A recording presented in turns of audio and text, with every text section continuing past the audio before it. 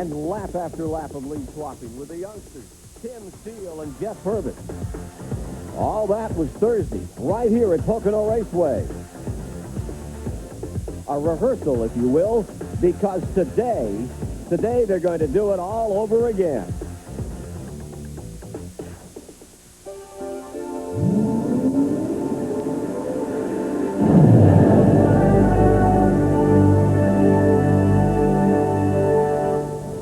When you see a scene like this, you can only be one place in American motorsports. Pocono International Raceway in the hills of Long Pond, Pennsylvania. Good afternoon, everyone. Welcome to TBS Sports live coverage of the Associates Financial 150 here at Pocono International Raceway. Great to have you with us today. The first of a doubleheader racing weekend here on TBS. Of course, we're leading up to tomorrow's coverage of the Miller High Life 500 for the Winston Cup Series. But today, the ARCA Cars and Stars will do battle. They'll go 60 laps, 150 miles around this most unique super speedway. 2.5 miles in length, but it's triangular. 3 different straightaways, 3 different corners, and lots of racing action. Ken Squire alluded to it a moment ago. We saw some real wild action here on Thursday when these ARCA cars made up a rained-out event. In fact, the driver who won that race is sitting on the pole for today's event, and he's standing by with our Dick Bergeron. He not only won the race, he also won the pole, and he's up front. And if you talk to the rest of the guys in this race, they say Tim Steele is the man to beat. But for you to win today, you've got to get this thing home in one piece. What's the strategy? Well, you know, the guys on the crew, they've touched every moving piece and every piece that don't move on this race car, you know, and I feel if this thing stays together all day long, that, you know, we could stand a chance to be in victory lane for a second time this week. We're going to see Tim Steele tomorrow on TBS as well when the Winston Cup cars take to the track. He'll be driving for Bobby Allison tomorrow. How about that deal? You know, I'm really excited about that deal, and the team over there, they're a good bunch of guys. It's just, right now, it's a little bit underfinanced, and if there's anybody out there with a sponsor for the thing, you know, I can't think of a better place for it to go. And working pit road with me today is Randy Pemberton. Randy? Well, I'm back here in row 8. This is where Jeff Purvis sits, and he ran second to Tim Steele here on Thursday. Went back out to qualify after the race. Tim put his on the pole. You're back here. What happened? I got a little slower, I think. I went in the corner and car bottomed down a little bit and got out of shape, and you know we were lucky to keep it down the wall. So hopefully we'll come back up through there. Maybe put on a pretty good race here today. Did you have a chance to change a lot on this car, make it a little better because Tim was tough the other day? We changed pretty much everything but the number on it. Yeah, we've changed motors and springs and shocks, and we're either fixing to go frontwards or backwards right here. We'll just have to find out here in a few minutes. Okay, good luck. Dick Bergeron? I'm with Dick Trickle. You've got a strong horse today, good chance to run. How are you going to play it? Well, you got a good mixture of the Goodyear and Hoosiers up here. And I know the Hoosiers are going to be strong early, so we're hoping to run them down as the race goes on with these Goodyears. But the Little Brothers and the Pedigree Group of Dogs cars, good handling, good working car, and we got a little more time to prepare since the last race. So I think in late laps you're going to see us run real good. And the driver's got a little experience as well. Now, whenever you see Dick Trickle in the starting lineup, you know you're in for a fun afternoon. We're here at Pocono International Raceway in the official directory pit communications center today. The skies are a little bit overcast here, which could change the complexion of this race. We came in this morning and everyone said what a great day for racing this is at Pocono. At this time of the year, it's usually very, very hot weather, but today a lot cooler. We're in the low 70s. And in that beautiful weather, Darrell Waltrip and Ken Squire are out enjoying the scenery. Indeed we are, and it's pretty good scenery to see here in Pocono, Pennsylvania, with 38 cars down here on pit road, ready to run 150 miles, 60 laps. So what can we expect today, Darrell? Well, this is a wonderful series, Ken, and it's the professionalism in this series has just grown and grown and grown. I can remember as a kid I ran a few ARCA races, and they were basically jalopies back in those days, and not very many of them. They've been to through the years, they've come to a lot of these super speedways and not had a full car count. But right now, this series is flourishing, and there's a lot of talent here, and it's just another stepping stone to the big leagues. Yeah, when they first came here to Pocono, Pennsylvania, they came here with 16 cars. This time they came with 46, and they're starting 38, so they sent some folks home. Now, how do you feel this Steele-Purvis thing is going to work out? It was a great show between those two back on Thursday. Well, of course, I'm like everybody else. Tim Steele has the field covered. He's on Hoosier tires. They are quicker on the get-go. The guys with the Goodyear tires think if the thing stays under green long enough, that they will equalize, or the Goodyears will actually come to the front, because the wear on the Hoosier seems to be a little greater. The majority of the cars in this race are on Hoosier tires to begin.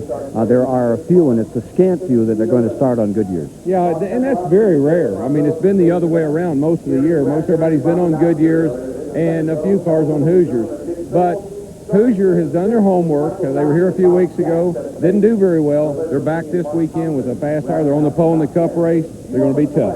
Well, it's the first of two events you'll be seeing on TBS. ARCA here for the first time on Turner Broadcasting, and coming up tomorrow, the Miller Genuine Draft 500. DW and all his buddies going for 500 miles, and you'll see it flag to flag. Now we're ready to start it up and get cranking here in this 150. Again, I'd like to introduce you Mr. Joe McQuillan, Vice Chairman of the Associates Financial Services, for the words you've been waiting to hear. Ladies and gentlemen, start your engines. Okay, the command has been given to start engines, and we'll send it back upstairs. Thank you, Bill Dimick. Your business planners here at Pocono International Raceway with Tim Steele and Bob Keselowski up on the front row. We get set to go. We'll be back with the starting lineup and the first laps of this 150-mile contest after these messages.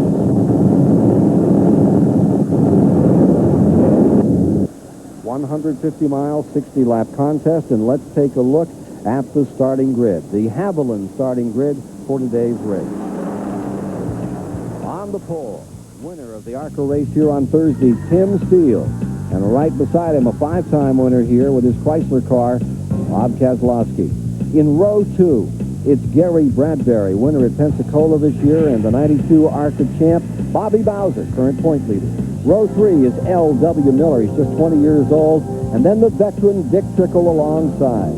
In row 4 today, it's Michael Doken, Florida driver, and Bob Chadd, a six-time ARCA winner here at Pocono. Row 5 is Bill Venturini, Chicago native and two-time champion, and Mark Thompson. For row 6, it's Frank Kimmel, currently second in points, and Ron Burchett. Canadian Peter Gibbons is on the inside of row 7, and Bobby Gerhardt. In row 8, it's Jeff Purvis and Henry Wallace. Row 9, Bobby Breback and Mark Gibson. For row 10, Bob Strait and Harris Devane. Row 11 is Ken Allen and Kerry T. Row 12 will be Michael Wren and Greg Rubright. Row 13 is Jerry Hill with Bob Williams. For row 14, there you have Andy Belmont, finished fourth at Michigan, and David Ray Bob. The 15th row is Len Krautheim from Pennsylvania, and Dale Kern. Row 16 is Jeff McClure and Glenn Brewer. Row 17, Rick Shepard and Gary Weinbauer. Row 18, John Wilkinson and Jack Healy. And rounding out the field in the 37th and 38th slots, Roger Blackstock and Patty Simcoe, who ran ninth here in 88. Again, interesting development. One car, Jeff Purvis, just came down pit lane, and they opened the hood. And Randy, do you know what's going on down there, bud? Yeah, how about no power steering fluid when he fired it up? Went out there, drove her into turn 1 on the pace lap. He said, uh-oh, this has got no power steering fluid, so he's going to have to go to the... Will he have to go to the rear of the field or not? I guess he will he not?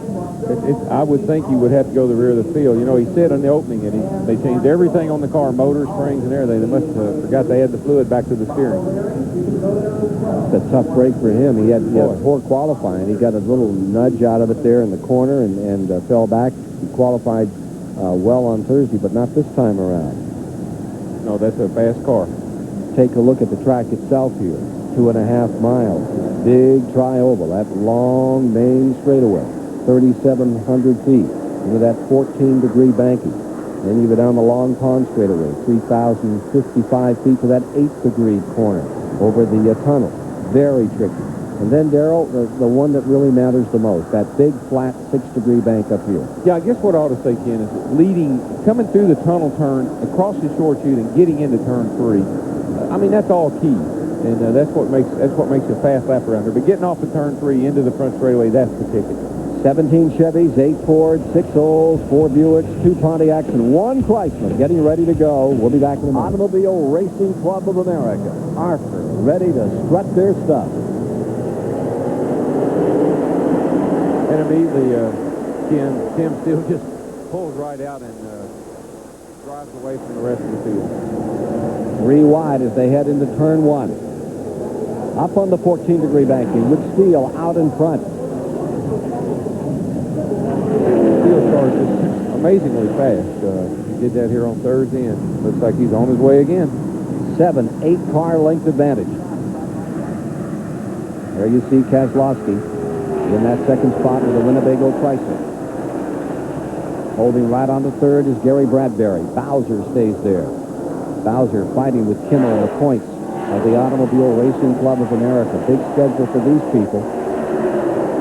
And I think most people that watch racing know that if you can pull that far out in front in one lap, you have a mighty strong horse compared to everybody else. You got him covered. Kozlowski in the black car. The Winnebago Chrysler right there in second. 4 of his 5 wins have come in July on this track. Slipping up into third spot goes Bobby Bowser. Watching Jeff Purvis come from the rear of the field after that pit stop, Ken, he's on the move. He's coming to the front. Got a wreck.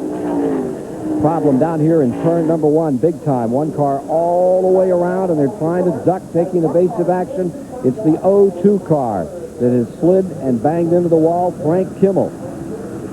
Kimmel, who we were just mentioning in that point battle. The Indiana Steel Chevrolet that won at Toledo earlier this year. In trouble. Back end badly battered in. I'm sure he's going to go back and try to get it running again to stay in the point contest that he and Bobby Bowser have had a rousing affair with. Bowser leading by about 200 points. They'll get caution as they come back to the line with Steele in front, Kozlowski in second, Bobby Bowser in third, and take a look at what happened here. He just got down underneath the red car there, and I don't know who that was, but it takes the air off of the spoiler. These cars are much quicker than the Sportsman cars that we saw earlier, and they're carrying a lot more speed through the turn there, and he just got the back end sucked around on it and got him into the fence, and he'll be hard-pressed to get that car running again. He was down 205 points coming into today. This could be a big deficit. It stayed at about 200 over the last couple of months. How would you describe running here at Pocono, Frank Kimmel? It's a neat racetrack because there's 3 different distinct turns, and it's fun to go out and race this place because you know, you get set up for one turn and then it may not work very good at the other turn. So the guy that gets set up for all 3 the best is going to be the fastest. 7 top 10 finishes this season. This will not be the 8th. No, he's a fine young man. I raced with his dad, Bill Kimmel, a number of years ago in ARCA and up in Owensboro and up in Louisville, Kentucky. That's where the family's from, and he's a fine second-generation driver. This is a big setback for him. Bill Kimmel had one of the worst wrecks I've ever seen at Daytona coming out of turn 4. Collected the wall end over end. I don't know how many times.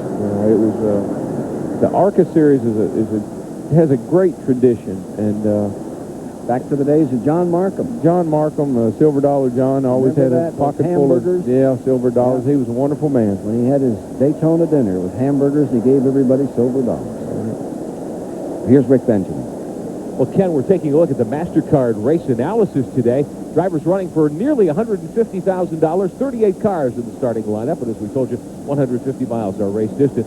The race record a little over 130 miles an hour here at Pocono, set last year, and the pit road speed today, 65 miles an hour. It's going to give these drivers something to contend with. They've all got those RPM numbers on their dashboard so they don't exceed the speed limit coming down today. So here you see Kimmel's car coming in. Jeff Purvis is on the move, Ken. He's come from dead last. He's passed about 17, 18 cars, and he will quickly make his presence known here before long. Let's go to Randy. Well, I don't know if he's DFD, done for day, but it's awfully close. They're going to go ahead and push it behind the wall. They'll probably cut away some of the sheet metal and try and throw some new suspension pieces back out, considering he is in the points race, but he's done for a considerable amount of time here today at Pocono. Kimmel's car being rolled back, and with that point battle that tight, I'm sure they're going to try to do something to get him out here and just score a few points. But because it's so early in the race, they will be able to get the car where he can drive around the inside of the racetrack slow, and maybe attrition, will help him save a few points. But he's done as far as being competitive. Tim Steele, he's ready for go again from that lead position, the pole which he's earned, ready to drive off. Jeff Purvis has come from 38th to 21st in just 2 laps. He is rolling. Remember, he had power steering fluid problems, had to pull back in and start from the rear.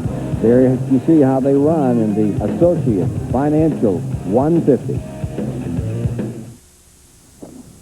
Well, we're back here at Pocono, and boy, Kim, we've only run 4 laps and already had a lot of excitement.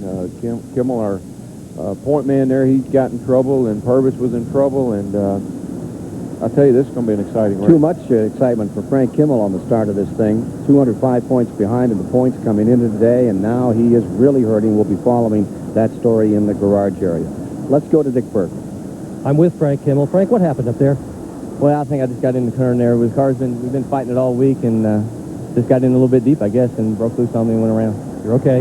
Yeah, everything's fine. Just really disappointed for the Grammar crew, and everybody worked hard, but win some, lose some. We'll be back. This car is wrecked bad. I doubt they're going to get it back in the race, Ken. Well, thanks for that report. It was interesting to see if they were going to give it any kind of a shot. They could lose up to 200 points. Last place only worth 15 points. The winner gets 200 points out here in ARCA Racing. So this is a very costly moment for Frank Kimmel in his effort to win that championship. Anytime, any series, when you fall out first, you're the first car out of the race, it's going to take its toll. Another lap under caution, and we're seeing Tim Steele pulling onto pit road. The leader is coming in. Flat tire on car 16. Boy, that's going to change the complexion of this. You won a $2,000 Metro 25 bonus back on Thursday for winning from the pole. Here he is coming down pit road, and Dick Bergeron is standing by in his pit area. And so is this crew. I'm going to tell you what, this is a turbocharged crew ready to change tires on this car. It's going to be a 4-tire change. We can see the left rear is decidedly down. Almost all the air pressure is out of the left rear tire in Tim Steele's car. They've got the right side tires changed as the field passes by. All he has to do is just get these tires changed, pick up the back of the field, take the green flag, pass everybody to pick up where he was before all of this happened. Tim Steele's tire apparently just came loose from the carcass. We can take a look at it now. The trim is come loose from the carcass. Steele is gone. Boy, has he got his work cut out for him, Ken. From 37th position when he restarts. You know, Ken, this is like there are 36 other guys out there that are saying to themselves when the green came out, boy, I wish something would happen to that 16 car to kind of equalize things just a little bit. Not anything serious, maybe just a minor little setback. Zap. Here's Rick Benjamin. Zap. Well, we're back in the official directory Pit Communications Center. We want to introduce you to Joe McQuillan, who's the vice chairman of the Associates Financial Group. You're the title sponsor here today. Mr. McQuillan, great to have you with us on TBS. What's the reason behind the involvement of a finance company like yours in motorsports? Well, Associates has been involved with NASCAR racing for about 15 years, and we believe that it's one of the fastest growing spectator sports in the country, and our employees like it, our dealers like it, and our customers look upon this as being a sport of high interest to them. Great to have you with us today. Hope you enjoy your stay. Thank you very much. Going to be of high interest for a lot of folks to watch this Tim Steele, who takes over in the Bobby Allison car tomorrow. Chuck Bound not only broke his wrist, hurt his foot, but he also hit his head really hard. And when he gets up to high speeds right now, he just doesn't feel right about it. So Steele is back in the car. Looks like he may stay in it the rest of the year. We're coming down for a green flag. And on the break, the Chrysler leads him across the line. How about that? Kozlowski in that black car up in front, Bowser in second there. That Chrysler, I think you could look at it coming at us right there. It's an interesting looking car and certainly runs very well. The Kozlowskis have always been known for their Chrysler products, and he's got that thing out front. I don't know how long that's going to last, because looks like Bobby Bowser is going to take advantage of it and go down the back straightaway, the long pond straightaway door handle into turn number 2. Right. There's Bowser. Out of that great family of racers from the Midwest, Jack Bowser and Company. Got a brother as a crew chief. 1992 ARCA champion. Has led the points all season. Bobby Bowser in front. Bradbury back in third. This is a great family. We spoke earlier about the family traditions of this series, and of course Bobby is a second-generation driver, Frank Kimmel, and there are others in the field, and this is a series with a tremendous tradition of families carrying on. Indeed, that first and second position alone, those Kozlowskis, they love to run Chryslers. The Kozlowskis have run for years. The son, the dad, Look at this field motor, and here comes number 1 down on the inside. Take a look there as Jeff Purvis continues to cut through the field. That car is fast. Of course, we know it's fast. He's won a couple of races this year in this series, and he'll be right there at the front before very long. And, of course, Tim Steele's back there, and he's working his way up through there with him. So, you know, it's our 2 stars of this series right now are both back in the field, but they're coming to the front. They're fun to watch. Purvis has moved to 14th in car number 1. Meanwhile, for the lead, Bowser first, the black car, Chrysler Kozlowski in second. You ever called L.W. Miller, Ken? He's a 20-year-old kid that a lot of people are really high on right now. They think he has a lot of talent, and Booby Harrington is working on that race car, and Booby thinks that this kid has got a real future ahead of him. L.W. Miller now in the second position. L.W. Miller in the white number 5 up to second. Kozlowski still attacking and moving through the field. Here's Kozlowski coming up, and he's under challenge another time. That's Bradbury just behind him. You know, Ken, it's interesting that Bowser's cars are Ford, and of course Tim Steele's cars are Ford, and they have seemed to really perform well on this racetrack this weekend for whatever reason, engine combination or body style, one or the other. But they've been the class of the field. Taking a look at the Napa running order as we watch Tim Steele from 37th position. Well, for anybody else, a flat tire going to the rear of the field might have been the end of their day, but for him, it's just a very, very minor setback. Last lap by, he was in 16th position from 37th and continuing to close. There you see the leaders with Bowser first, L.W. Miller, that 20-year-old, in second. Now Bradbury takes over third, Kozlowski back to fourth. Steele's getting about 2-3 cars a lap, and so is Purvis. So eventually those 2 cars will be at the front of the field. Tim Steele dropping to the inside, just behind Harris, Devane. Kimmel officially out of the race. Battle for second position here. That's the 78, Bradbury, and 5 of L.W. Miller, and give the spot to Bradbury. Move L.W. Miller back to third. And that yellow car, Trickle, that dog's on the hunt right there. That's the old pedigree car, and he's coming up through there pretty well, too. That's that Chevrolet. It was 4th here on Thursday, Gerald. He had a great run. Yeah, that's the Rouleau brothers, and they're known mostly for their superior dirt cars that they build. And they've stepped up with Trickle here the last year and really run well on speedways. The interesting thing about ARCA to me is they still run all the disciplines. They'll still show up on dirt, and I understand they're going to Indianapolis the week you're up there in the Brickyard 400, and they're going to go on the mile dirt. Yeah, they're going to be at the Indiana State Fair there on Wednesday night, and some of the NASCAR stars are going to have a busy weekend running on Wednesday, Thursday, Friday, and Saturday. So it's going to be a great weekend when we get there. Gary Bradbury, number 78, in second place. 10 laps are now complete of the 60 to be run. One early caution, eliminating Frank Kimmel from the hunt. You know, they're talking about Trickle, Ken. I don't know how many people remember, but he won the 91 Atlanta race there, the Jiffy Lube 500K. He was driving the Junior Johnson experimental car when he did that, an R&D car.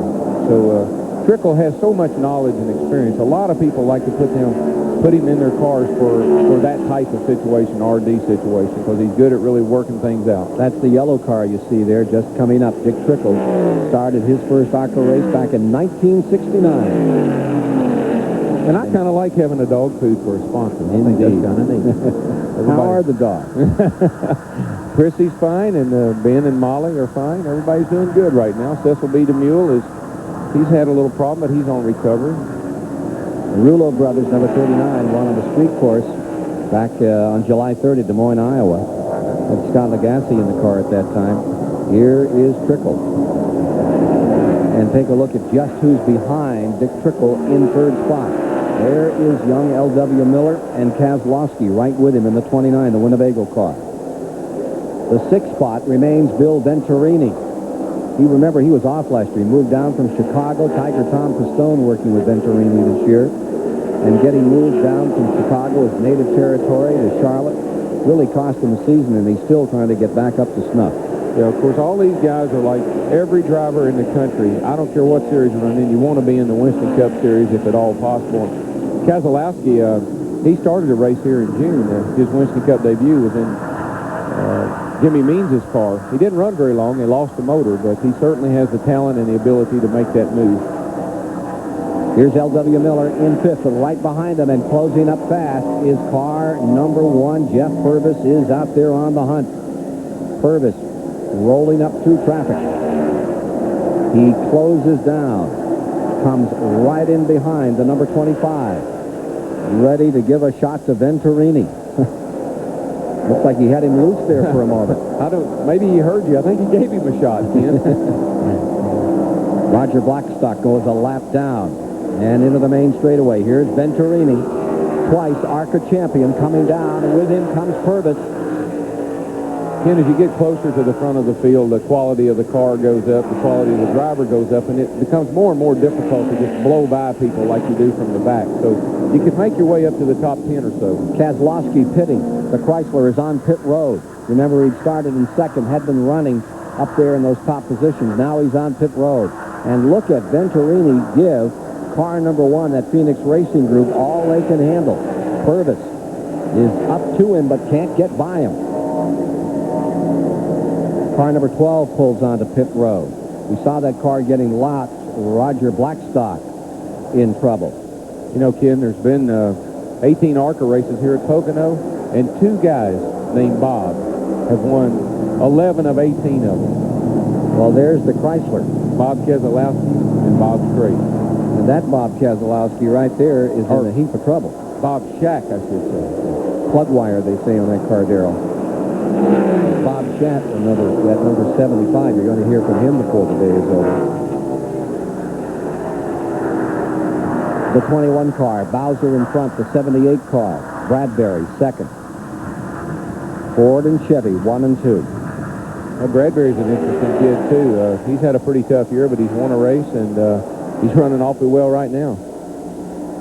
Coming around a complete lap 15. That'll get them 37.5 miles deep in this 150-mile event. The Associates Financial 150 at Pocono, Pennsylvania. Bowser could really stretch that point lead if he can just stay there. Gary Bradbury, a couple of wins this year. Took one down to Flat Rock, Michigan, one in Pensacola. Bradbury has erased a 2 7/10 second deficit, and he's done it in 5 laps, Darrell. You know, Bradbury is an interesting story. He had a problem earlier this year before the Flat Rock race. I think that Dick Bergman, you got a little insight on what happened to Bradbury earlier this year? Yeah, I sure do, DW. This is a stolen truck and trailer right here. What happened is the truck and trailer disappeared out of the motel the night before that Flat Rock race. The Detroit police went to work late in the afternoon of the race. They found Bradbury's truck and trailer. Hauled him up at the racetrack. They scurried, got the race car out in time just barely to qualify the car in the back of the field. Storybook ending, Bradbury won the race, and the truck was almost completely undisturbed. They only took the VCR and the microwave. Well, and the important stuff. That's right. They probably didn't know what a race car was. This young man obviously racers are great at overcoming obstacles, adversity, and that was a setback for him, but came back and won the race. Sometimes it just takes that to really inspire you to go forward. Tim Steele continues to mount his attack on these leaders. Remember, he's coming from next to last spot. Restarted 37th. He's now up into 11th as he continues to clamber in. But look at this fight. It's a three-way struggle for the lead. There you see Bowser first. Bradbury scoots to the outside. Take a look. Right with him comes Dick Trickle in third. I believe those front 2 cars, Ken, are on Hoosier tires, and Trickle, as you heard in the opening, said the Goodyears might get better and better, and the Hoosiers might slow down, and I believe that's going to work. And Trickle with a 4th place finish here on Thursday. Usually if he finishes and can come right back to a track, that was his short track history, he'll swamp you. Ford, Buick, Chevy, first, second, third. Dick Trickle, does experience help when running at Pocono? Anytime you race, you know, whatever series, you gain some knowledge. And the fact that we've got to run Thursday, and now I know the car a little better, and knowing the new tires at the same time we run Windsor Cup, so it might give you a slight advantage. A little bit. Yeah. That's all he needs. older drivers with experience like Trickle, see, he referred to tires. I don't think I've heard anybody else refer to tires. He knows how important an element that is to having a successful car, a good handling car, and a good running car here all day long. I've seen him sit at Richmond and ponder for a half an hour tires, what pressure he wanted to run. Yeah. In ASA, where he came from, and some of the other Winston Cup drivers, that was something they worked on constantly, and it's a big factor in what we do today. Well, there's those top three. Just behind them, Jeff Purvis has moved into fourth spot. L.W. Miller in at number 5. He's fallen to 5th. Bobby Shack's number 75 is into 6th. Venturini is 7th. Thompson is 8th, and Steele comes next. Steele slows down a good bit on Purvis if you're keeping track of those two. Purvis made a lot of moves up toward the front, but when he got up to the top 4 or 5 there, he's just been able to kind of maintain or hold his own, and I believe Steele is still moving forward, so they'll be right there together before long. The Associates Financial 150 from Pocono, Pennsylvania, live on TBS, our prelude to the Miller 500 tomorrow. Working lap 21, change of leadership. Trickle takes over in first, and down to the inside comes the number 1 car. Scoots around the tunnel turn. Here it comes through the 6th degree, 3rd turn. Jeff Purvis is there. He's on a roll into 2nd place. Bowser falling back to 3rd. Ray Bradbury to 4th. Bradbury mixing it right up. Did not lead here on Thursday in that 150 mile they held. Carryover race from a rain out in June. For the moment, Trickle is in front. But now a new adversary, Jeff Purvis. Ken, a moment ago we saw some classic Pocono racing. This is a classic move. We got the 25 car in the pit right now. Looks like a tire problem. That would be Venturini. Been running up in the top 5. He'd fallen back to 8th just before he came in. McDonald's quick pit update coming up. Let's take a look again at that replay on this battle for the lead between Dick Trickle and the 39 and Bowser. This is classic right here. This is classic long pond straightaway racing at Pocono Speedway. Trickle gets down on the inside. He's got the preferred line. He's going to have to really hold. He's side by side. He's got to go into turn 2 here, the tunnel turn, a little harder than he'd like to clear Bowser. Bowser lays back, fades back, and here he comes, boogity, back in the throttle a little sooner than Trickle was, and whap, right along beside of him, across his short chute, retakes the lead. That's classic. That was in lap 19. We're now working the 22nd lap. And it's changed again with Trickle in front, Purvis 2nd, Bradbury 3rd, Bowser is 4th, and Steele now 5th. The leaders here. Dick Trickle out in front, Jeff Purvis in 2nd. Another look at the Napa rundown after we've gone a third of the distance here in the 60-lap event. Steele will be making his presence still up near the leaders here before long. He's up to like 5th or 6th now. James Finch is again leading the Super Speedway Challenge points, and he won that thing in 1993. So they know how to make a car go on the Super Speedway. The driver in the 21 car, Bobby Bowser. Oh, we've got the 3 car in big trouble. Caution may be out here, and it's still not out, but that 3 car really got sliced. Kenny Allen of Shelby, North Carolina, taking a very hard hit, and caution is now on the track. Ken, we saw that car in the opening on tape, and I thought we were looking at the tape again. That's about what happened to that car earlier here. Showed it spinning there from an incident earlier, back on Thursday. And now the snout, boy, that definitely looks like the front flip is a replacement part. These straightaways are so long, and I'm telling you, you're doing 190 miles an hour down into to turn 1 and then really into turn 2. And if anything happens, you're just straight into the fence. So caution is out. We're at lap 24 with Trickle, Purvis, Bradbury, Bowser, Steele making war up in front in this, the Associates Financial 150. Well, this is good news and bad news for Purvis and Steele. The good news is they're back in front. The bad news is they got to pit again. There's worse news for Ron Kozlowski. Rocker arm is broken on his Chrysler, and he's done for the day. Ron Kozlowski's number 29 will not be around for the finish of this. The Rochester Hills, Michigan, have to hitch and haul to the next one after he breaks a rocker on. Qualified well, too, at 157.8. See, Ken, here, the straightaways are so long, and the engine turns so many RPM. You can turn the things 88, 8900 here on these long straightaways. So everybody's gone to the Jericho gearbox to be able to shift into overdrive to save the engine. I don't know if Ron was doing that or not, but if he wasn't, he should have. Well, there you see the leaders, Trickle and Purvis, and there you see the incident that has brought out the second caution. We're under caution at Pocono International Raceway, the Associates Financial 150 today here on TBS. Great to have you with us. All the leaders taking advantage of the caution for Kenny Allen's spin to come in and get tires, get fuel, and get set for the second half of this race. One of the stories we're following here today, the pit crew that does the best job. That pit crew will win the Advanced Auto Parts Pits Done Quickly Award today. We'll select the winning team before the end of the broadcast today. Advance will make a donation on behalf of that winning team and TBS Sports to the Make-A-Wish Foundation of America. So we'll keep an eye on how all those various teams do here today. Dick Berggren on pit road for us this afternoon. Well, Purvis took 4 tires on his pit stop. Before he came in, he radioed to his crew and said he thought he had a blistered tire, but the 4 tires are here, and every one of them looks just fine. Crew did a good job. They got him out in 24 seconds. He was the first man down pit road. Randy? Well, Trickle's team took on 4 tires as well, and the same thing for Bobby Bowser. He radioed over just a few minutes ago after leading this race. That car got very, very loose on him, so he was looking for this caution. He took on 4 back out. Everybody up at this end of pit road took on 4 tires and gas. Bob Schatt came in 6th position, came out in 2nd spot in that period under caution. So Bob Schatt is on the move again today in car number 75. Field, most of it has pitted. There are just a few cars, 4 or 5 cars back on pit road at the present time. Bobby Schatt's going to be a factor, Darrell, before this is over. But Steele, Purvis, Trickle, they look like they're going to be the toughies. Yeah, I think so. And this caution came at a perfect time for them because they can come into pits.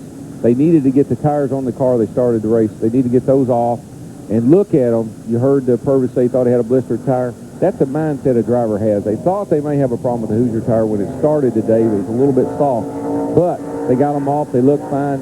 Purvis will be really, really set to go fast now. Carol, let's take a look inside Jeff McClure's car, carrying our onboard camera here today.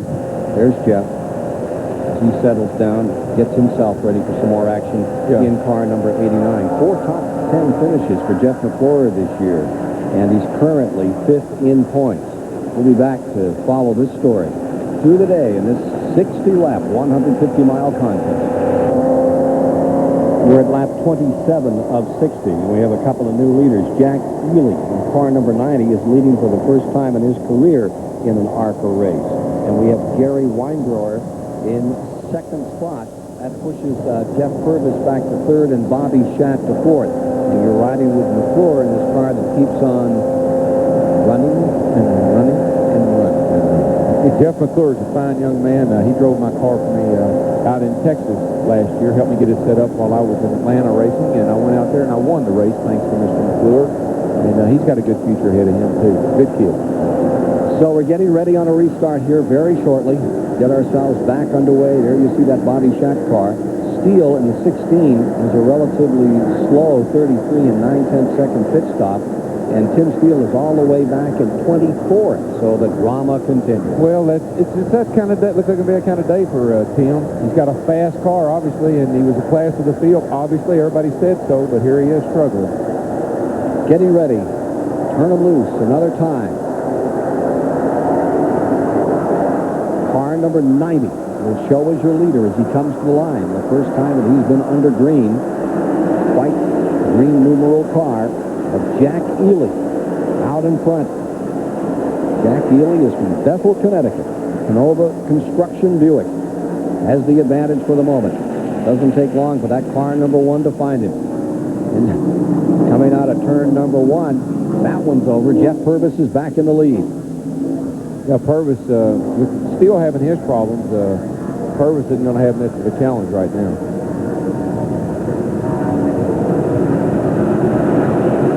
Take a look back here at Tim Steele. Remember, he's coming from 24th as he meanders back up through. Gets around Ron Burchett as we watch Tim Steele try to collect those leaders inside and outside as he flies. Randy Pemberton has a thought about that car. Well, Darrell Walter was talking earlier about some of these drivers hoping that he has just a little bit of a problem. Well, he had a tire problem early on. This time, under that caution, they pitted. They had an air wrench go awry, so took him an extra little bit of time in the pits. That's why he came out so deep in the field. So he's going to have to make up some ground again. Whoa. It's around the number 9 easily of Weinbauer. Takes Bobby straight. That 9 car seemed like he had a problem as they come down the front straightaway there. Man, he was a roadblock for all those guys coming up on him. They negotiated it very well. Gets into Kerry Teague's number 11. Goes after him right now. Saw him getting around that 37 car, Bob Strait, the Target Expediting Ford. Here's Kerry Teague in the 11, Darrell. Boy, he's run so many races and done so well. He's smooth, he's good. And he gets right in there behind the number 21 and rides with Bowser. Steele right with him as well. He always has a good car. It's good equipment. Seems to be a guy plagued with a little bit of bad luck. It seems like every time he gets it going real good, something happens. But he's a talented young man, and he's got good equipment. So Bowser is in the 14th position, we're told, as they come back into the main straightaway and shoot down this 3,700-foot long.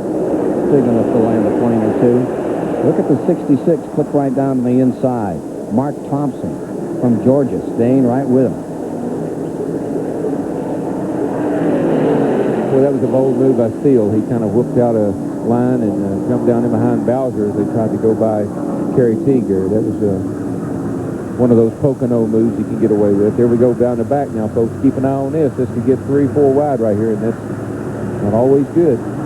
We're halfway, 30 laps, 75 miles down, and the leader at halfway is Jeff Purvis. Again, the car count on these ARCA races has gotten so high. You asked me about women drivers a little earlier. Laura Lane, who has run every one of these ARCA races, a young lady that's pretty talented.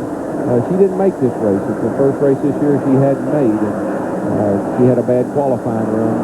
So she's on her way home, but 7 cars had to go home this race, which is very unusual for this series. This ARCA series just keeps building. Well, we just saw Steele go around Peter Gibbons from Stouffville, Ontario, Canada. Used to see him run up in the Northeast a lot. Good campaigner. Boy, Steele, got lucky. He did. He got a little contact there from the 33 car and got him a little crossed up, but he hung on to her. Still going. He needs that Energizer bunny. Boy. Might want to take another look at what happened there. Steele in the red car on the bottom. Watch this. Boom. Actually, he held his line, and the kid in the 33 car just moved into the right rear quarter panel. Unfortunately, it was at a point where they were under braking, and it didn't upset the car that badly. There's a black flag, a consultation flag on Craig Rubright on the track at this moment. We'll try to get you more information on that as we watch Steele continuing to close. I love it. I love it sitting up here. I said it didn't upset the car that badly. It didn't look like it from here. I'm sure it took his breath away. Okay, we've given you the word on that he's under a consultation flag on the 15. That is the Rubright car showing some smoke. Has anybody seen our leader lately? Well, he's out there somewhere having a good time. Jeff Purvis. I'm telling you. Look at that. He pulled out there about like Steele had earlier. Just kind of checking on out. Yeah, Steele's come from 24th to 8th in 3 laps, Darrell. He's with the program. Yeah, that's we know that's classic car, fast car. Another caution or two, and no problems in the pit. This thing ain't over. Here's the first place car, and he has that field covered by 1 and 6. 1 and 6/10 seconds. They're reporting the difference between Jeff Purvis in front and the second place man, number 75, Bobby Schatt. That doesn't look like that big a distance as they come by. Take a look at that watch again. He's closing down to 1 and 2/10. Bob Schatt, number 75 right there. Best finish of 94, 7th twice out at Kilcare in Ohio and at Louisville, Kentucky. For the moment, it's Jeff Purvis just past the halfway spot, leading in the Associates Financial 150 at Pocono. A promotional fee has been paid by the Official Directory, your own personal guide to racing. Again, we're at Pocono, Pennsylvania. 87.5 of the 150 miles have been completed. Bill Venturini's car, number 25, has just gone off a little, and he's back on pit road. Something to miss on that car, and he's going directly to the... No, he's going to stay on pit road. Thought for a moment he was angling in to go back to the garage area. Not the case. There you see the leader. That's Jeff Purvis in number 1, and his lead is extended to 3 and 9/10 seconds over this man, Bobby Shack, in second spot. Both Hoosier shod cars. And in third is that yellow car. That's Dick Trickle, and he is definitely closing in on Bob Shack. The fourth place man remains Bradbury in the number 87, that Buick, having a great day. Bobby Shack has 6 wins on this racetrack. There's Bradbury in the 78. And he and Trickle are definitely on the move at the present time, closing in on Bob Shack. Remember, Shack was within, what, 1 and 4/10 seconds, Darrell, and now it's better than 3. Yeah, you know, tires make such a great difference here as far as handling. The track is flat, not a lot of banking, so if your car's off a little bit, you abuse the tires, you lose the handle, and you lose a lot of time around this racetrack. I think that's what's happened to Shack here.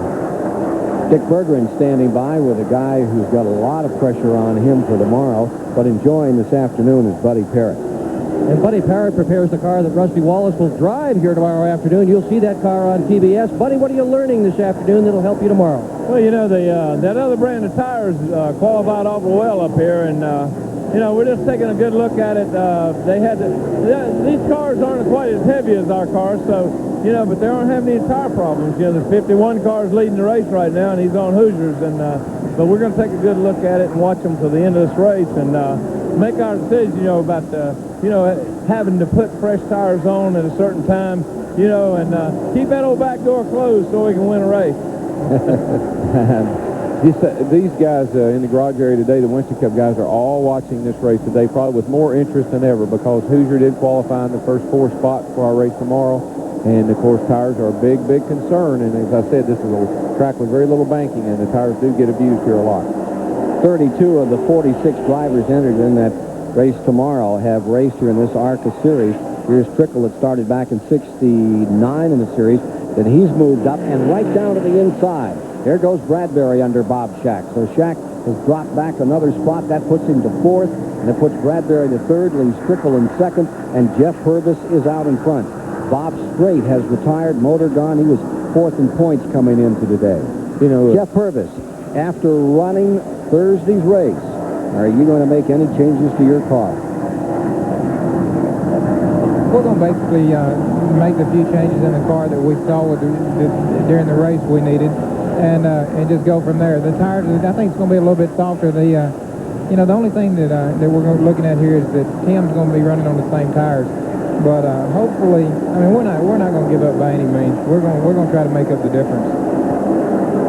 Well, the difference right now is an interval between this man, car number 1, and a 3-car choo-choo train in that main straightaway. That draft in the main straightaway here at the Pocono racetrack, it's got to make some difference when you haul it down into turn number 1, Darrell. Well, again, we're running 190 miles an hour down these straightaways, and, of course, that's a tremendous amount of air that the front car is pushing, and it makes a great big hole for the guys running 2nd and 3rd in line there. So you run down there real close together, and then right at the end you whoop out and hope you got the position getting into turn. On board with McClure, he's being challenged by Burchett back there in the 13th spot. Jeff McClure, 1992 campaigner, finished 2nd and 3rd right here at Pocono on this track. Led both events, Jeff McClure, giving you those incredible pictures as he continues to ding it out with Ron Burchett out of Watertown, North Carolina. The thing about McClure is you saw the 30 car was right up on the outside. It looked like he had a position on him. McClure never gives up. He is a very, very hard driver. We'll continue to follow that interval between 1st and 2nd spot. It was up by 6 seconds, and that looks to me like it's getting pared down as that trio of Trickle, Bradbury, and Shack continue to try to run down Jeff Purvis. Just behind them is Tim Steele in 4th. Michael Wren is in 6th. Teague is 7th. Jack Ely stays 8th. Canadian Peter Gibbons is 9th. Mark Thompson is running in 10th. Bobby Bowser out of the top 10. He's being shown in 12th spot right now. I run an ARCA race at Nashville one time. I was on the pole by about a second quicker than anybody else. John Markham was alive at the time. He came over and asked me, he said, "Boy, do you like to fish?" I said, "I don't never go fishing. I ain't been fishing in my life." He said, "You go out here and sneak up my show, and you're going to come in, man, you're going to talk about fishing."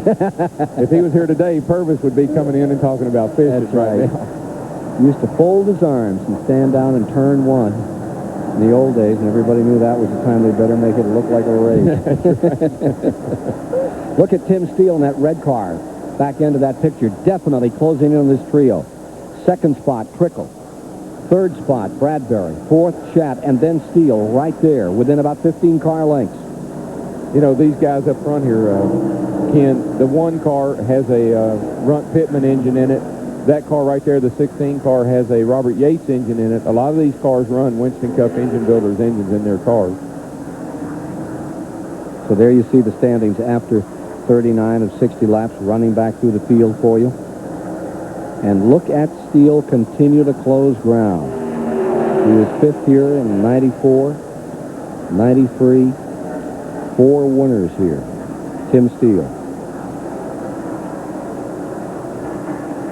So Steele continues to close it up as the Smith & Wesson number 38 also makes its presence felt. We'll have more in a moment. Hey, race fans, Budweiser asks, who won? It was February 21st, 1988 at the Richmond Fairgrounds Raceway. He finished last the week before at Daytona, but started first in this 400-lap bumper basher. Morgan Shepherd surprised everyone by taking the pole in the old Richmond half mile. But it didn't take long for some other notables to drive to the front. The 43 car of Richard Petty and car 5 with Jeff Bodine up battled their way through the field. Now Petty and Bodine hammered each other for position. Friendly rivals Neil Bonnet in the 75 car and the 3 and Dale Earnhardt were busy as well. They were staking their claim to get to the front and be in the top spot on the track. But who won? Here's a list of contenders. We'll have the winner when we return.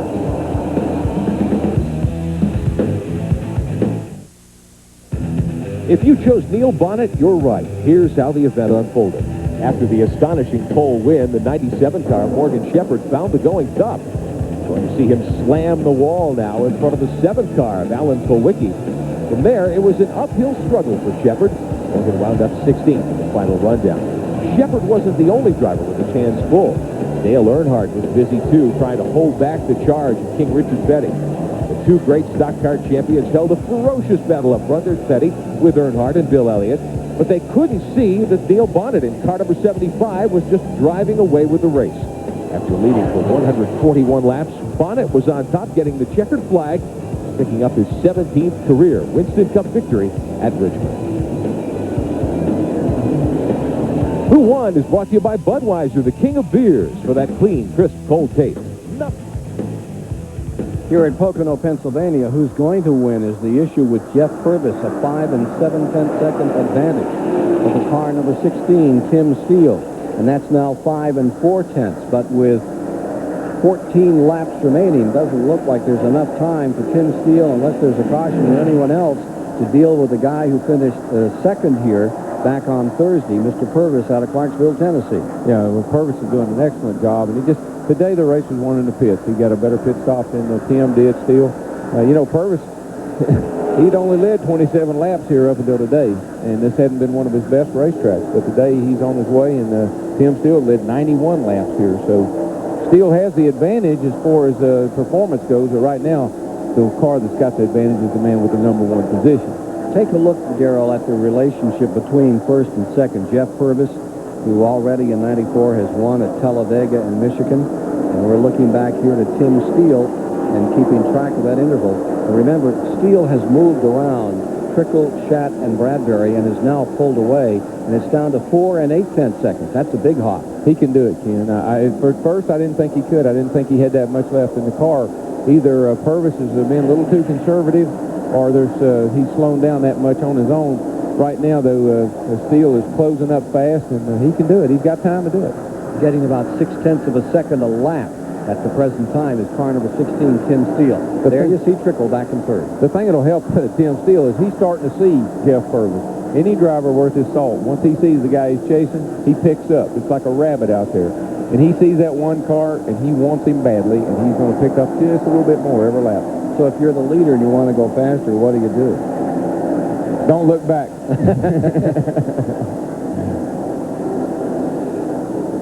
All right, let's get out to the pit area now. I'm with John Allen. He's crew chief for Jeff Purvis. You've got a car closing in on you. What are you going to do about Steele? Can you hold him off? That's left up to Jeff, I believe. You know, the car's running pretty good. He's saying he's a little loose, but he's still got a long way to catch him. Well, we'll see. Randy Pemberton. Well, Grady Humphreys is watching his driver go around the track. What do you think? About 12 to go. He's closing in on him, but does he have enough time? I kind of doubt it. We used up most of our tires going up through the field when the rinks broke, so I don't know. It's going to be close. Tim's pretty good. He'll give it all he's got. They have a super speedway series of points in ARCA, and James Finch in car number 1 is leading that, and guess who's the car owner? A guy named Purvis. James Finch. Have a pretty good time. Yeah, they run a lot of all-pro races, and Jeff's a real versatile driver. Run a lot of dirt. He ran a lot of all-pro races, and of course he was in the 4 car for a little while last year in the Cup Series. But this seems to be his forte right here. This ARCA series is fitting him a lot better than anything else he's tried. Tim Steele. There you see him in second place. What makes your car so fast here, Tim Steele? One of Robert Yates' motors, you know, the things that just run absolutely perfect, and the car, these guys working for me do an excellent job with the cars. You know, it's just the whole combination, but that motor that Robert builds, this is an excellent, excellent piece. Tim Steele, the 1993 ARCA champion. Well, I think every good driver gives credit where credit's due. He does have a good race car, but that engine's what makes it perform. And Yates, of course, we all know kind of power he can make. So he's got a good combination. Interval continuing to be chopped down by Tim Steele. And staying right in the hunt is Dick Trickle. Here you see him in that yellow car. Are laughing there, absolutely roaring. What they did in here on pit road, they all got on top of the wall like they were really going to make a pit stop. They got real intense. They pushed the inspector out of the way. They got the tires ready to go. And whenever they saw Steele come in, they just about hit the floor laughing. These guys really pulled a stunt and got away with it. The only penalty here could be for overacting. Yeah, well, the thing about that is you got to pick a pocket or two, and they just picked somebody. We need to talk to some of those people about their acting ability. We'll do that right after this message here at the Associates Financial 150 at Pocono, Pennsylvania. Unbelievable. Purvis leading with 5 laps to go, and they come around to get green quickly to Dick Burke. Well, John Allen, do you guys really think that was going to work when you started it? Well, we hoped it would. You know, Jeff had said he was going to fake it, and we decided we'd go ahead and act like, you know, pull the whole thing through, you know. And, you know, it worked. You know, they come in, we didn't. It ain't over yet, though. We still got a few laps to go. Randy Pemberton. Well, the Rulo brothers down here are not really laughing about it. Dick Trickle's pit. They say there's a rule violation by where that Purvis pulled in and faked the pit. Nobody really wanted to comment it because they're getting ready to go back to green flag racing, but they say a rule violation. I don't think so, Ken. There's no rule violation. He got back out in the racetrack. The rule violation would be if he hit the end of the pit wall down there. That would have been a real violation. And let me straighten something out. 4 laps to go. 4 to go from when they took green, and they are underway, and we've got 1 in the wall. Car number 67 bangs the wall hard. Len Krautheim from Penns Creek, Pennsylvania, and that's going to bring out still another caution. 6 leaders thus far, 4 cautions. This would be the 5th of the day. Krautheim's car, and the yellow is out. So that could be a big break for Purvis. You think they can get another lap, or do you think we've written this one off? I think this is possibly going to enter under the caution. It'll be close. Maybe green and a white together. There are 2 other cars involved as they come back to the line. Purvis in first. In second to the yellow was Trickle, and Brad Teague had pulled up into third. He took a big shot there, feeling it might be the last lap.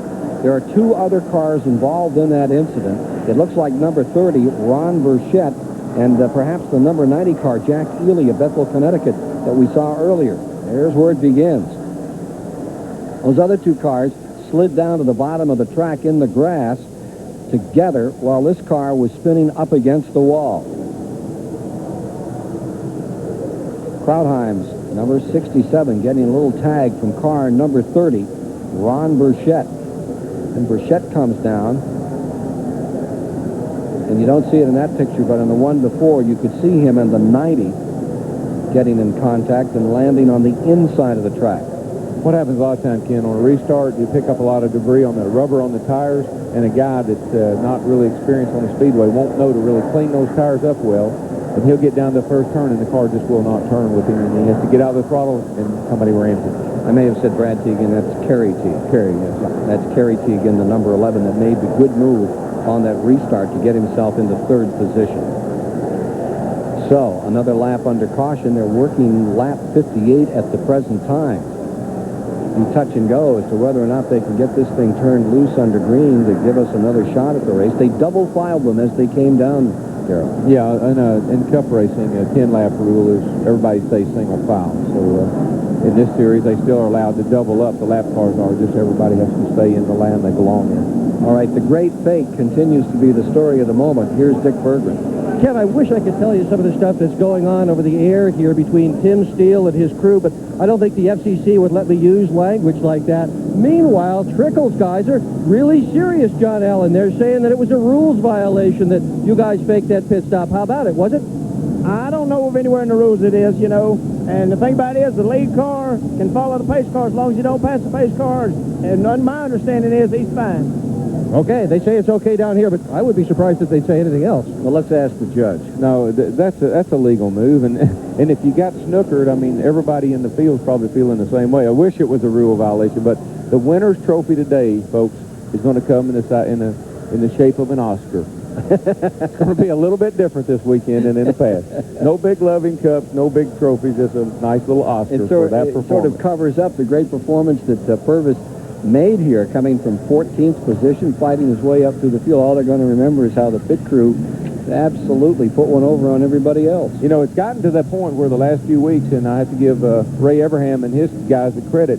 At Charlotte, he stuck 2 tires on Gordon's car and won the World 600 a week or two later. Earnhardt tried it here. Ricky Rudd did it at New Hampshire last week. Pit crews and their acting ability is becoming more and more interesting every week. You're watching Ron Burchett as they continue to do some work on car number 30, trying to get him back in here. He's running 15th in that lead lap just on the tail end of it as we get down to the finish. They'll come around and show that they have 59 complete this time by, and I think it's going to finish under yellow. Biggest fake you ever pulled off, Waltrip? Biggest fake? Biggest fake. Well, very similar to that right there. The crew has a lot to do with it, though. The boys putting the tires on the wall and really following through. If Jeff just runs down in the pit lane and whoops back out in the racetrack, his crew would have told him, Steele's crew would have said, don't worry, they're not going to pit. They don't have any tires up. But them, it's a total package, and they pulled it off. I think there was some choreography. You ever plan those things in advance? You talk about it among yourselves? No, there's no method to any of these guys' madness. They just react to whatever the situation is. That's the thing that makes racing so neat. You just react. There's cause and effect. Well, they certainly made it look dramatic enough that they had a problem and they were going to come in for rubber on car number 1, Jeff Purvis. And what we thought was going to be this great shootout between Purvis and Steele instead has Steele sequestered well back in that field as they get ready to go in 9th position, and Purvis up in 1st. They're coming by, complete another lap under caution, and as they do, that will automatically put them under white, and we're down to a finish that will be under a yellow flag. See, it's kind of interesting. If you think back to the opening of the show, everybody said this is Steele's race to lose. And what had happened to him from the very get-go, it's like he was jinxed. He had the flat tire, he had trouble in the pits, and now he got faked out. So it was a bad day for him all the way around, faked out all the way around. But a great ARCA race. And you know this ARCA series where they run at Talladega, they run at Daytona, they run at Atlanta, they run here up in Michigan, and then they're right back to short tracks, and they'll be at Killcare in Dayton, Ohio, up there on that asphalt track next Friday, and then go up to Flat Rock on Saturday, and then they're going to do it in the dirt on Wednesday, August 3rd, up there at Indianapolis, while you guys are out there at the Brickyard drinking all that champagne, doing all that celebration. Hey, take a look at car number 1 here. We're getting a report that there's no fuel pressure on Jeff Purvis's car, and you can see him here as he tries to snake that thing down through, and if he runs out of fuel pressure, Dick Trickle's going to inherit this thing. Well, now, you know, sometimes he who laughs, what's that old saying about he who laughs laughs longest, bestest, whatever? Wouldn't it be something if these boys down here on the pit lane jumping up and down and laughing all of a sudden turn to tears? Well, and notice that Dick Trickle is doing the same thing. The lights may be on in that car as well. Yeah, I'm sure both cars will make it around. I think this may be, I'm sure they're monitoring each other. It's probably just a little bit more gamesmanship. Oh, by the way, we might be out of fuel. Gee whiz. There's Trickle. He almost was the prognosticator of the day. He said his Goodyear tires might be able to outrun those Hoosiers, but it didn't work that way today. Be interesting to see what happens tomorrow. We got a similar situation tomorrow. Yeah, Masterpiece Theater here today. Tomorrow we're going to go racing with the Winston Cup. Bowser's going to finish in 5th. Kimmel is going to finish 38th today. And Bobby Bowser, with that 5th place finish, will extend his point lead to 385 over Frank Kimmel. Bad day. And Bowser, he wasn't much of a factor all day long, but that's how you win championships. He ends up in the top 5 after just riding around. Checkered flag. Riding around and into the victory circle will be Jeff Purvis. And all of a sudden, the fuel problem seems to have evaporated. Well, there was something choking out there, but it wasn't Purvis's car, I'll tell you that. All right, we'll be back to meet Jeff Purvis and that great cast of actors from car number 1 here at Pocono after we pause for these words. Pennsylvania, the Associates Financial 150 complete here for the ARCA cars. It was setting up to be a wonderful shootout to the finish. Unfortunately, thanks to the 67 car getting into the wall, we finish under caution. We're here in the official directory pit center today, the communications center.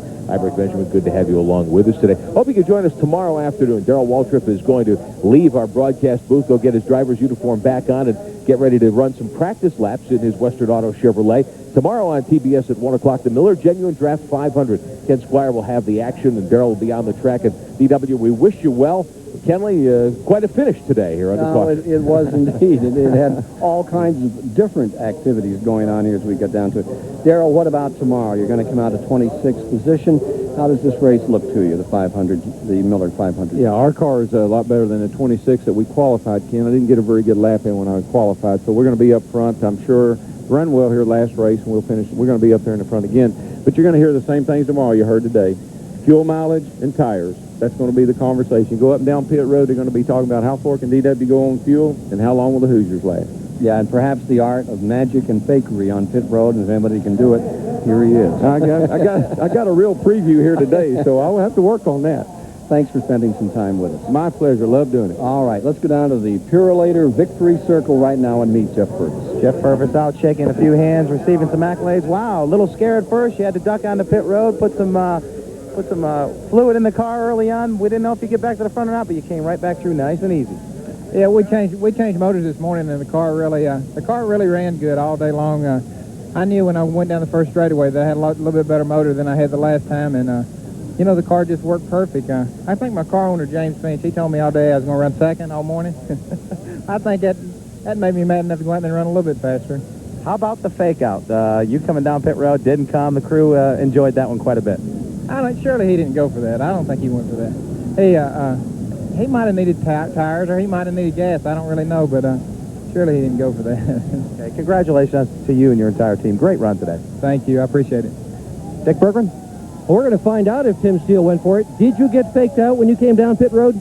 No, I didn't get faked out. You know, what I had is what I had, you know, and I just figured, heck, we have 5 or 6 laps to go, and here 5 laps is a long ways, and you know, as good as this car is, it's a shame where we ended up finishing today. You know, these hurt when you have such a good race car and everything goes wrong. We get a flat at the beginning, come in the pits, brake and impact gun. I mean, we just couldn't, nothing went our way today. I thought, man, this is our chance. When that yellow came out at the end, figured we're going to come in, we're going to get tires, and we're going to go for it. But then that caution, man, I hated to see it. Well, it does happen. He is going to get another chance at it tomorrow when we all come back to Pocono at WTBS. So we'll be back in a few moments.